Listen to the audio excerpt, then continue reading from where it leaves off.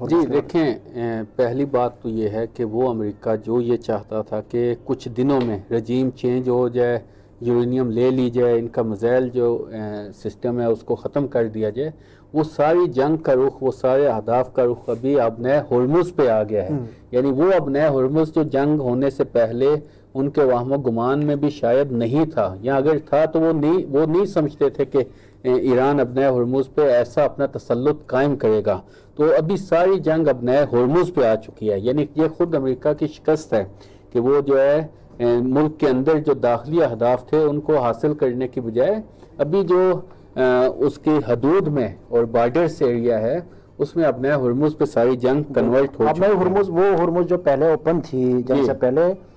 جنگ کے بعد اب اسی کو اوپن کرنے کے لیے اس کی ساری طاقت یہیں پہ لگ رہی ہے۔ جی، اور اس پہ کئی ٹریلین ڈالرز وہ لگ چکے ہیں، ان کے خود بحری کشتیوں کو بھی نقصان ہوا ہے، اور دوسرے بھی جو نقصانات ہیں وہ CNN اور دوسری جو بہت سی اخبارات اور جریدے ان سے ہمیں ملتے ہیں۔ لیکن ابھی یہ ہے کہ جو صورتحال بنی ہوئی ہے، یہ ایک امریکہ اس وقت بند گلی میں ہے، اس کو سمجھ نہیں آ رہی کہ کیا کیا جائے۔ آیا پھر پہلے کی طرح شدید حملہ کرے، اور بعض تجزیوں کے مطابق یہ امکان بھی ہے کہ دوبارہ ایک شدید حملہ ہو سکتا ہے اور ایران کے اندر اہم شخصیات کو ٹارگٹ کرے۔ ابھی بہت سے تجزیہ نگار یہ بھی کہہ رہے ہیں کہ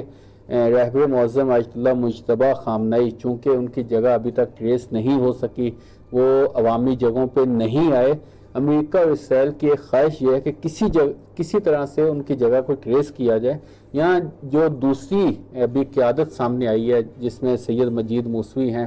وہ سر فہرست ہیں، عبد الواحدی، یہ جو لوگ ہیں ان کی جگہ ٹریس ہو تاکہ جو ہے ان کو ٹارگٹ کیا جائے، عوامی قوم، ایرانی قوم کے حوصلے کو جو ہے پست کیا جائے۔ تو ابھی تک وہ اپنے ان کی نہ جگہوں کو ٹریس کر سکے ہیں، اس لیے بعض تجزیہ نگار کہہ رہے ہیں کہ ممکن ہے یہ جنگ طولانی ہوتی چلی جائے۔ امریکہ کی خواہش یہ ہے کہ 2 ہفتوں کے اندر ایک بہت سخت حملہ ایران کے اوپر کر دیا جائے اور ایران کو اس طرح سے مفلوج کر دیا جائے کہ ایران امریکہ کے مطالبات مان لے۔ لیکن ایران کی پالیسی جس طرح پہلے تھی اب بھی یہی ہے کہ اس جنگ کو اگر امریکہ جو ہے، اور قوی امکان ہے کہ حملہ کر دے، تو اس جنگ کو جو ہے امریکہ کی مرضی کے مطابق ختم نہیں کرنی، بلکہ ایران نے اس جنگ کو کھینچنا ہے اور امریکہ کو اس کے اندر اس طرح سے لے کے آنا ہے کہ امریکہ بھاگ نہ سکے۔ تو لہٰذا اس حوالے سے بعض جو ہے وہ خبریں ہیں کہ خود ایران کے اندر بھی فوجی مشقیں جاری ہیں، اور ایران نے اپنی جو سائٹس ہیں، میزائل سائٹس، ان کو دوبارہ بالکل تیار کر لیا ہے۔ اس حوالے سے دیکھیں، خود ٹرمپ بعض دفعہ جھوٹ کا سہارا لیتا ہے اور بعض دفعہ وہ کہتا ہے کہ دیکھیں ایران کا سب کچھ ختم ہو گیا ہے۔ ہمارے سامنے بالکل نیو یارک ٹائمز کی رپورٹ موجود ہے جس کے مطابق، بہت اہم رپورٹ ہے، اگر ہمارے ناظرین اس رپورٹ کو اگر آپ پڑھ لیں، ڈیٹیل کے ساتھ پڑھ لیں،